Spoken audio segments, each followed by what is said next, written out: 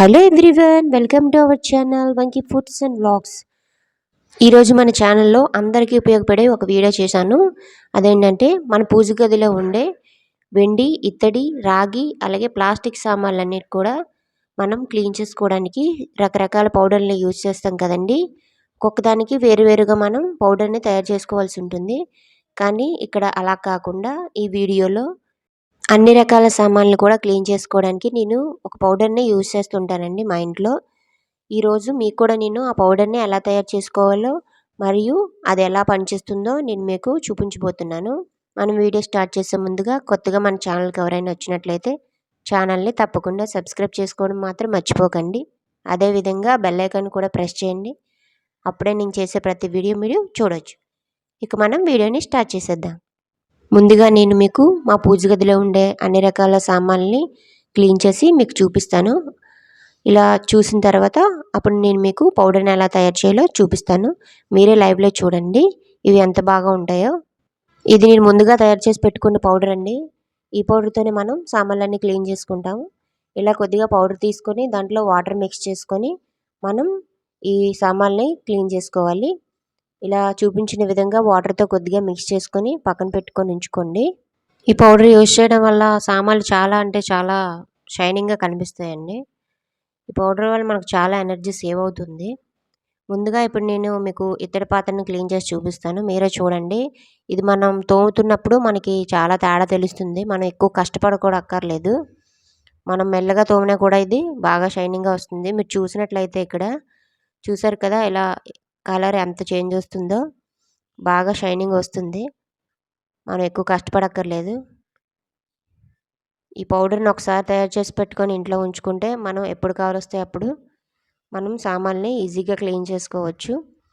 పండగ టైంలో మనకి చాలా ఇబ్బంది అయిపోతుంది కదండి. రకరకాల సామాన్లు ఉంటాయి పైన, ఇత్తడి వెండి సామాన్లు అలాగే అన్ని రకాల సామాన్లు మనకు తోమడానికి కొద్ది కష్టం అయిపోతుంది.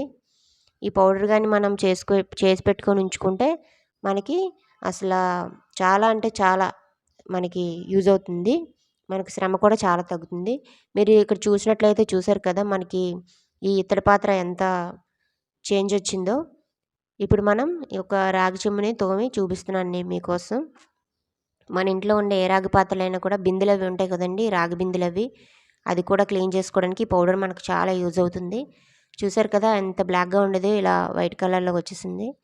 ఇప్పుడు ఈ స్టీల్ అండి, ఇది మీకు చూపించాను. ఇది ఇంకా షైన్ వచ్చేస్తుంది ఎందుకంటే స్టీల్ కదా. అలాగే ఇప్పుడు దీపపు కుందే, ఇది కొద్దిగా బ్లాక్ అయింది. ఇప్పుడు దీన్ని మనం పౌడర్తో తోమి చూద్దాం ఎలా వస్తుందో. వెండి సామాన్లు కూడా దీంతో తోముకోవచ్చు. మీ ఇంట్లో ఉండే పట్టీలు అలాగే మిగతా వెండి సామాన్లు ఉంటాయి కదండి, అవి కూడా మనం ఈ పౌడర్తో క్లీన్ చేసుకోవచ్చు. చూసారు కదా ఎంత షైనింగ్గా వచ్చిందో మన దీపపు కుందే వెండిది. ఇలాగే అన్ని రకాల సామాన్లని మనం క్లీన్ చేసుకోవచ్చు. ఇప్పుడు మనం ఇలా బ్యాక్ సైడ్ చూడండి. ఈ బ్యాక్ సైడ్ కూడా ఇది చాలా బ్లాక్గా ఉండేది, ఇది వైట్గా వచ్చేసింది. ఇప్పుడు చూసినట్లయితే ఇక్కడ అన్ని రకాల సామాన్లు కూడా ఇక్కడ క్లీన్ చేసుకుని ఉన్నాయి.